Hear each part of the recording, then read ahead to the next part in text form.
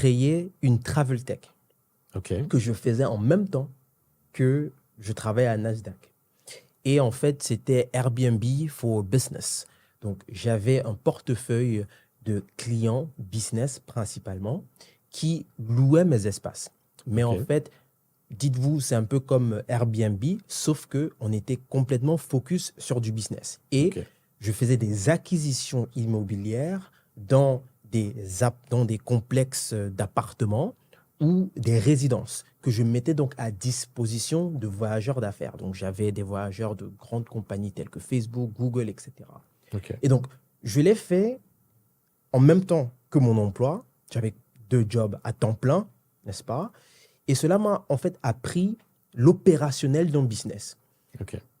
On avait une composante tech, mais c'était véritablement de l'opérationnel pur. Donc, OK. il fallait acquérir les biens immobiliers, OK.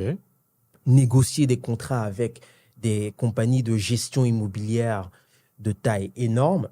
OK. C'était ma première entreprise aux États-Unis. Mhm. Il fallait maintenant développer des process pour gérer tout ce qui est clientèle, les séjours, créer une équipe, parce que bien évidemment que j'avais mon emploi à temps plein, mais j'avais des ambitions, j'avais une ambition importante pour cette entreprise-là. Donc, cette entreprise-là m'a vraiment permis d'abord, premièrement, de créer un vrai business OK. dans un pays où il y a une fibre entrepreneuriale très poussée et où les enjeux étaient très importants.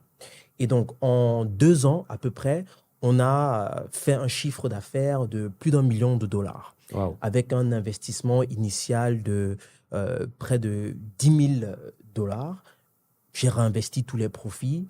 On faisait une croissance tous les ans d'à peu près 400%.